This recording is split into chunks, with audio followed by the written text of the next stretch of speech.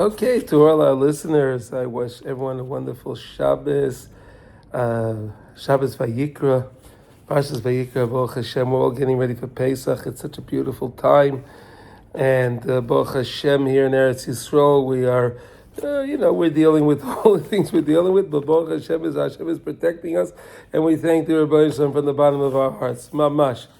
So, this week's Parshat Vayikra, so many beautiful things in Parshat Vayikra. First of all, this is the time that last week we finished the Mishkan. And today is is Erev Shabbos Kodesh. It's the second day of Nisan. And today we read the Parshas Hanasi from the Holy Shevet Yisachar. Baruch Hashem, we're doing Parshas Hanasi, and it's such a beautiful, beautiful minhag that we do to get us and to help us understand why we don't say the Tachnan during this time. I mean, you ask people, why don't we say Tachna during Nisan? They don't know. But I'm going to tell you, if you understand that we're Isaac in the mitzvah of the Mishkan, and the Chanukas HaMizbeach and the Chanukas HaMishkan are unbelievable. And we read every day the Parshas Hanasi, and it's such a beautiful thing. Okay, so Vayikra starts out. After the grand construction of the Mishkan, it's into the most intimate service of the heart. The very first word of Vayikra contains the Torah's most famous mystery. The final letter, the Aleph, is written significantly smaller than the rest of the text.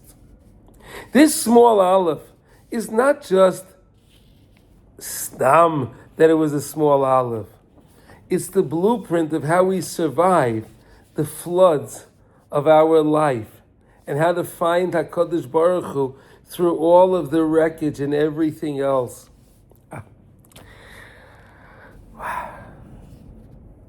The Medrash in the Yalkut Shemaini. The Yalkut Shemaini reveals fascinating negotiation between HaKadosh Baruch Hu and Moshe. When HaKadosh Baruch Hu told Moshe to write Vayikra with the Aleph, he called. He intended it as a term of endearment. HaKadosh Baruch Hu loved Moshe Rabbeinu. It was a term of endearment, a public declaration of his love for Moshe Rabbeinu. But Moshe, in his extreme humility, his anova, he felt a busha. He felt an embarrassment. He argued with Hashem. Let me write it as Vayikar, without the Aleph. So it looks like a chance encounter. Not that HaKadosh Baruch Hu called Moshe Rabbeinu specifically. Vayikar, a chance. The same way he spoke to the Rasha Bilam. Moshe didn't want the world to see him as a great person. Moshe again is under Mikol Adam.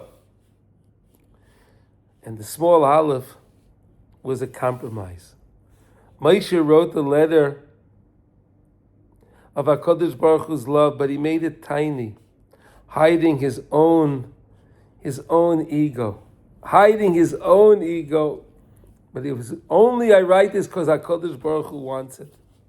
And we know that because Moshe Rabbeinu did that, because Moshe Rabbeinu was able to do that and take himself out of the equation, we know that extra ink is what he put on his forehead.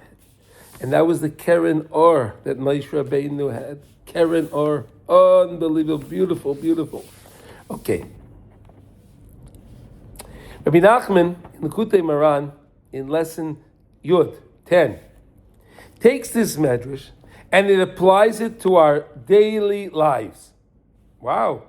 That means it can help you and I. He teaches that the difference between a life of meaning and a life of chaos is a single letter. Vayikar means a happen, but also means from the word cold. Without the Aleph, life feels like a series of random cold accidents. When things break, when a basement would flood, or when we feel spirituality stuck. We feel stuck. We don't feel like we can move on. We feel stuck where we are. It feels like Vayikra, a coldness, a chance, an encounter, a hardship. Vayikra, with the aleph. When we insert the aleph, the alufay shalaylam, Rabbeinu Shalom is known as the alufay shalaylam, the master of the world. In those moments, the coldness turns into a calling. We realize that HaKadosh Baruch Hu is calling us specifically from within our struggle. The aleph is small because to hear that call, we must make ourselves small. We have to be mevatel ourselves.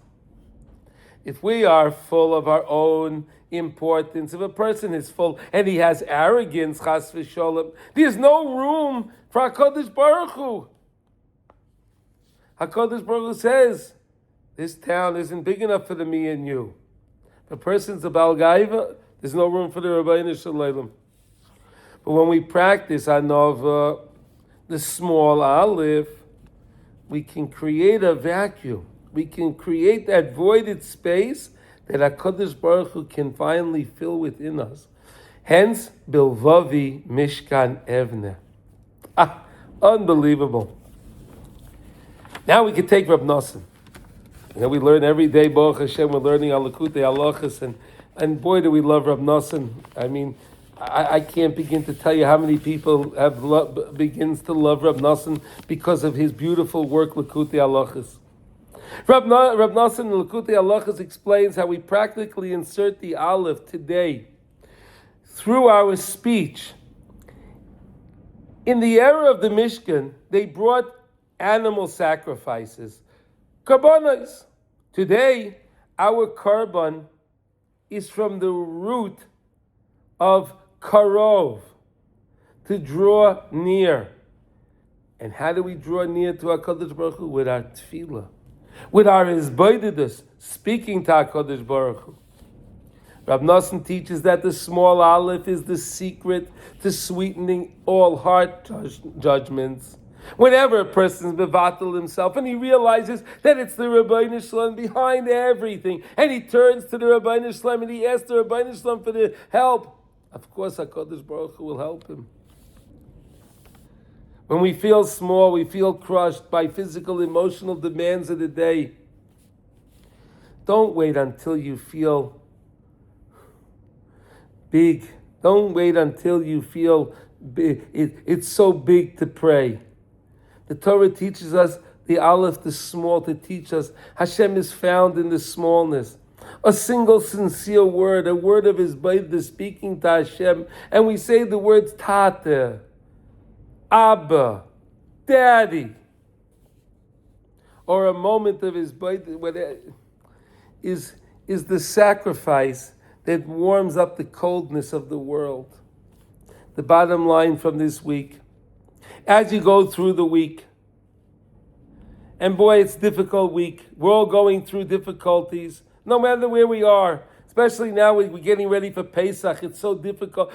You have to clean up everything. We have to go and buy all the things. Unbelievable, right? Remember that we are all builders of a Mishkan.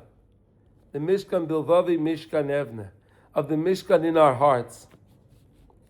Don't let the struggles of Vayikra, don't let them just be something that happens, that's happened. Take your inner being, mikem, makriv carbon mikem, from within, which means your stress, your anger, your physical worries, and offer them up as speech to HaKadosh Baruch Hu, Vayikra, call. By finding one good point, Azamra, lesson Reish Pei Beis, and speaking it out loud, you are turning the small aleph of your own life into the grand Mishkan, the grand Beis HaMikdash of the HaKadosh Baruch Hu's divine presence. Amazing. What we can accomplish, Chevra, what we can accomplish, it's awesome. What every Yid can accomplish. When we realize how HaKadosh Baruch Hu is mamish with us. We learned today this beautiful idea in Likutei Halachos. We're learning in Hilchos Birchas Hareach, Halacha Dalet. Today we learned Tes and Yud. We learned the idea that really we have to believe always in the idea of that HaKadosh Baruch Hu is Chidush Ha'olam. HaKadosh Baruch Hu is always renewing the world. The world is always a new world. It's not the same world. Someone asks you, how are you? Oh, same old, same old. Nonsense. It's not same old, same old. The world is always a brand new world. And we're always brand new. We can always start again. How do we know? That's why the main emunah that we have, and this is Chodesh Nisan. It says, Mishenichnas Adar Marbim B'Simcha. Mishenichnas Nisan Marbim Be'emuna. You have to increase your emuna. This is the month of emuna. This is the month to believe in the Rabbeinu Shalom. And that's why we eat the matzah. Matzah, the Zohar says, has two properties. It's achlosa de svasa, achlosa de heimenusa. It has two properties. One property is it has healing properties. Not physical healing properties. Spiritual healing properties. And achlosa de heimenusa, it's emuna food. It's emuna food. Chevra, we're getting ready for Pesach. We're getting ready for the Chag HaKodesh, the Chag HaKodesh of Pesach. We have to come in and we do it with the greatest level of simcha, the greatest level of hava, because now is the time that we come back to the Rabbeinu Shalom. But we don't come back to the Rabbeinu Shalom because we feel, oi, I'm in trouble. No, we feel the love. How HaKadosh Baruch Hu took us out of Mitzrayim prematurely because He saw that we needed that. We have to do it like that, Chevra. Chevra, I wish you a wonderful Shabbos. Thank you for listening. Kol Tuv.